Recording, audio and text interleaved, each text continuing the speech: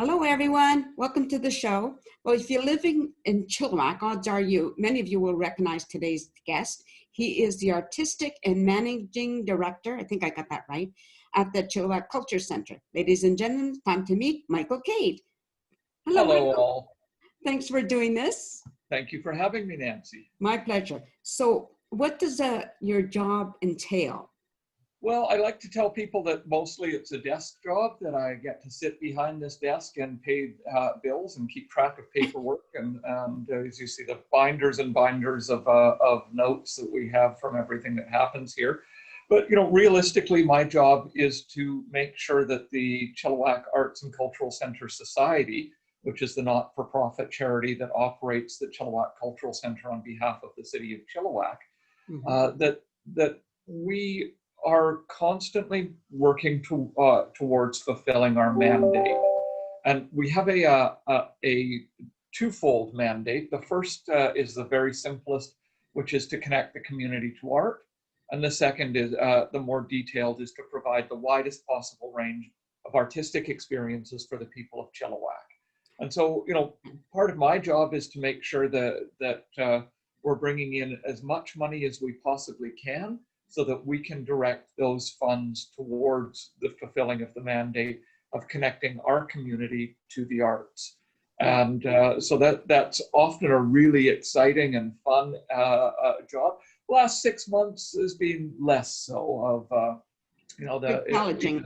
It's a very challenging time to try and connect a community with art within a facility. And really we really have the goal of fulfilling our mandate within the physical walls of the cultural center, with the hope that the Chilliwack Community Arts Council is looking at the broader question of providing art to the community outside of the walls of the cultural center. Right. I just want to go back a little bit, because I want to know about the journey that got you here. Like when you were a lad, what was it you dreamt of being, or what were your aspirations or whatever? Well, I was going to be an actor, a TV star, a movie star, all of those things that teenagers dream of being. Right. I was the star performer in my high school, and upon graduation went on to the University of Victoria in the acting specialization program, and not sort of realizing that I would be entering into a group of people in which every single person there was the star of their high school theater program, and discovered that while I was the star of our program, there were an awful lot of people who were far more talented than I was as a performer. And up until then, my experiences as a performer had always been incredibly positive. My first show at the University of Victoria was one called Rashomon, and it was a very humbling and terrible experience. It made me realize that, maybe being an actor was not really what I wanted to do. Right. So I started focusing on technical theater, and after 2 years at UVic, I took a break for a year, went back to university at UBC for a year, and I loved the theater there. I loved Vancouver, but hated the UBC theater program, which at that time was a very hands-off program. It was, we'll bring in professionals to be the stars of all of the shows, and the students can watch. After a year of that, I took another break for a year, went back to UVic, and finished off and got my my degree there in technical theater and scenic design. And while I was there, I just want to interrupt you for a second. What is technical theater? Well, technical theater is lighting, sound, set building, wigs, costumes, makeup, props, special effects, projections, that whole range, basically everything you see on the stage, with the exception of the performers and the script. Oh, so everything else falls into that category. Okay. When I returned to UVic, I was hired on as the university's head of props. So I did was working while I was finishing off my degree. Mhm. Following that, I went straight on to working for Sunshine Theatre in Kelowna, and directly from that on to the Globe Theatre in Regina, Canada's only theatre in the round, professional theatre in the round. Oh. After a year with them, I came back and did 14 years in Kamloops with the Western Canada Theatre, with the last 9 years as being the production manager, theatre manager, and resident scenic designer for the company. At the end of those 14 years, I moved to Vernon to open the new Vernon and District Performing Arts Centre. And after 9 seasons there, came to Chilliwack to open the Chilliwack Cultural Centre. In between the university period in the summers, I worked as a box office person for the Kamloops Ticket Centre, as well as working as a docent and art gift shop manager for the Kamloops Art Gallery. Okay. All right. Just changing the subject again, Yes. because, you know, it's fun to do that. I know that you, well, during this downtime, if you've had a little bit of that, you were watching musicals, right? Yes. Let's talk about that a little bit. Okay. Sure. So as things started to get quiet on the performance front, and that we were shut down as a facility, and as part of the phase 1, we were able to reopen partially in phase 2 and more in phase 3. But in phase 1, we were shut down for quite a substantial amount of time, and I was not quite sure what I was going to do with all of my available time.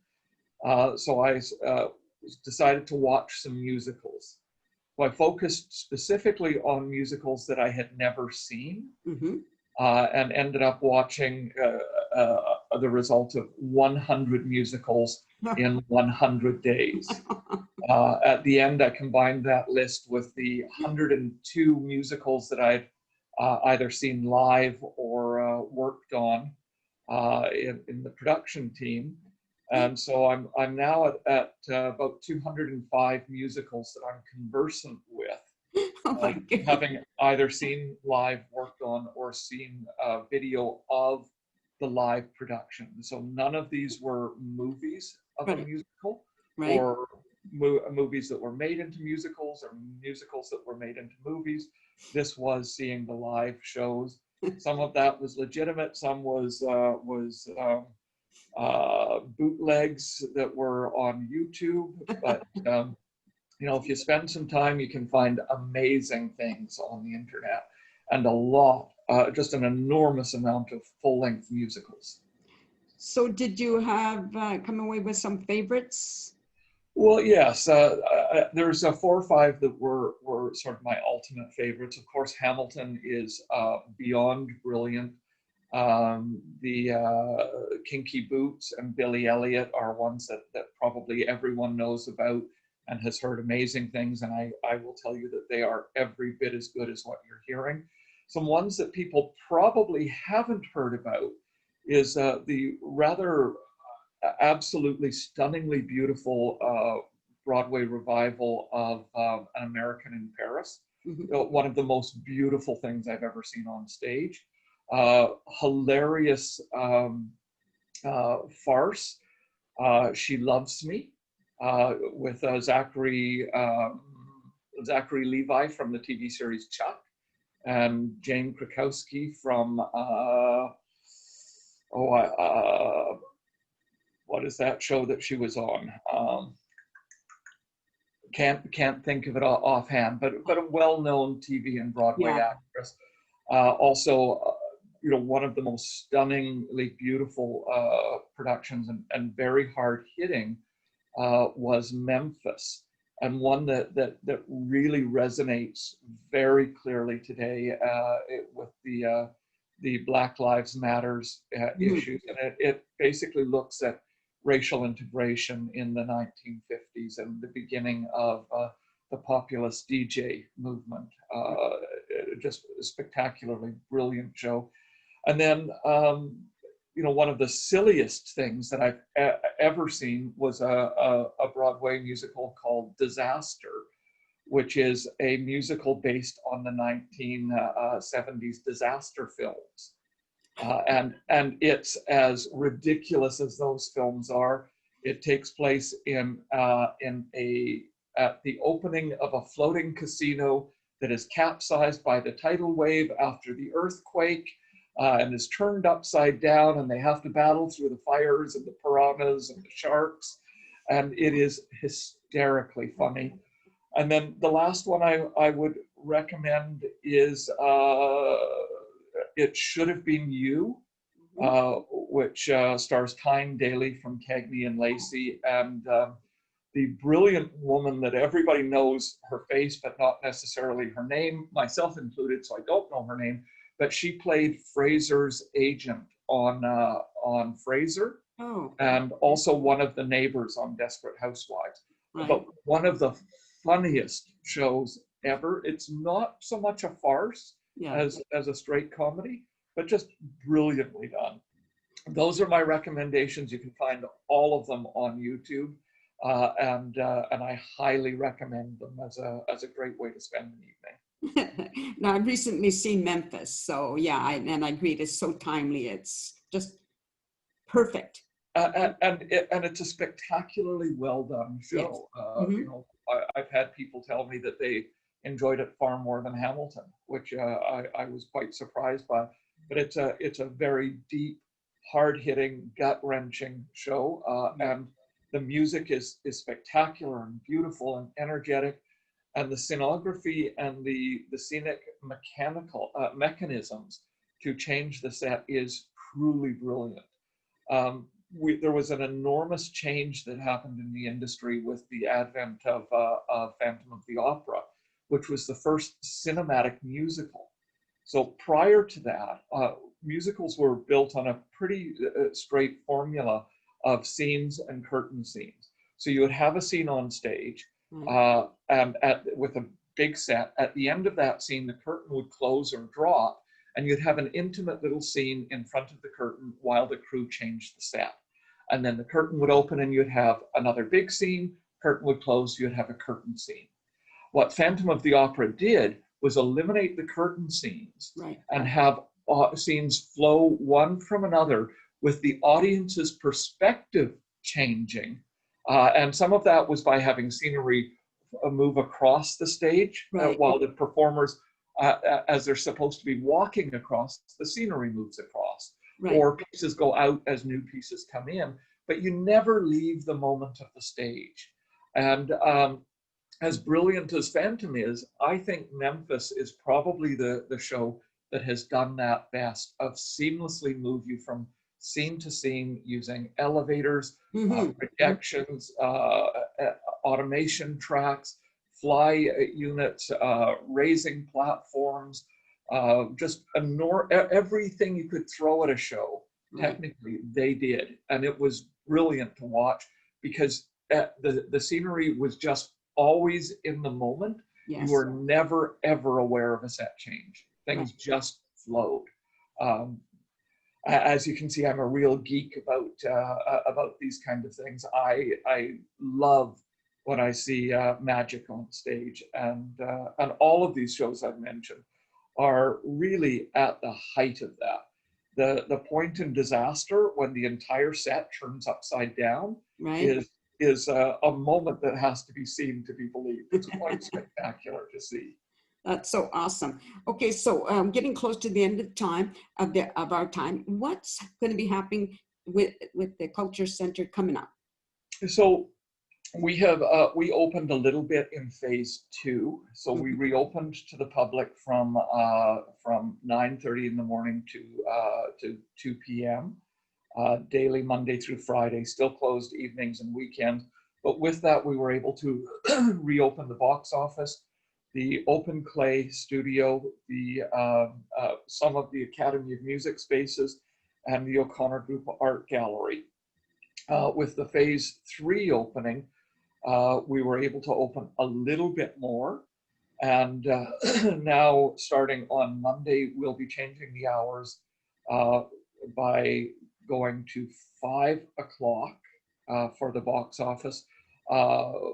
And we're going to be also opening on the 10th. We're going to start opening on Saturdays. Mm-hmm. And that will also allow the Clay Open Studio and the Art Gallery to be open to the public, as well as the box office on Saturdays. Very nice. And allow additional access for the students at the Academy of Music. Right. So we're excited about these movements. We're going very slow steps with incredibly intense, enhanced safety protocols. Yes. The experience will be very different. Tomorrow, Saturday, the 3rd of October, we'll be having our first performance in 6.5 months in the Hub International Theatre. We have a very small season, 7 shows in the fall and 8 in the winter, spring, that we are presenting, and we're hoping that there will be some small rentals. All of the theater shows will be in the Hub International Theatre, Right. as the smaller theater is not big enough for us to socially distance 50 people. So audience is limited to 50 people. They are social distanced. There are, each group will have at least 4 seats between them and the next group, and the rows in front and below, in front and behind them will be left empty. Everyone will need to wear masks while in the building until they take their seats. We have lots of hand sanitization stations. We're eliminating the coat check, the concession, the bar, merchandising programs, all of the touch points. The shows will run without intermission. It'll be basically arrive, fill out a declaration card, go into the theater, take your seat, straight through on the show, and then at the end of the show, straight out. Right. It's going to be a very different experience. It's not going to be ideal, but it's as close as we can get at this point. The one thing that we will not do is cut any corners which could impact on safety. Safety will be and is our #1 concern, and we will do everything we can to ensure that every single person in the audience, on our staff, the performers, and our volunteers are safe. Right.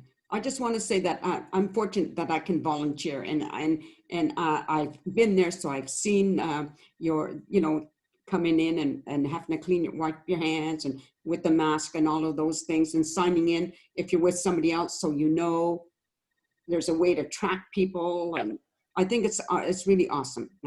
Yeah. So now we're out of time, so I'm just going to have you stay there for a minute while I address the audience once again and say goodbye to everybody. So everybody, yeah, thank you for watching. I hope you enjoyed finding out a little bit about Michael Cade and what he does and what the Culture Center offers. And you can just go online and look for the Culture Center, and you can find the programs that are coming up or what they're going to be showing. I hope you stay tuned for the next show. And till then, see you. Blah, blah, blah. This is going to be raw, by the way. We'll see you then. Till then, be safe and peace out. Thank you all.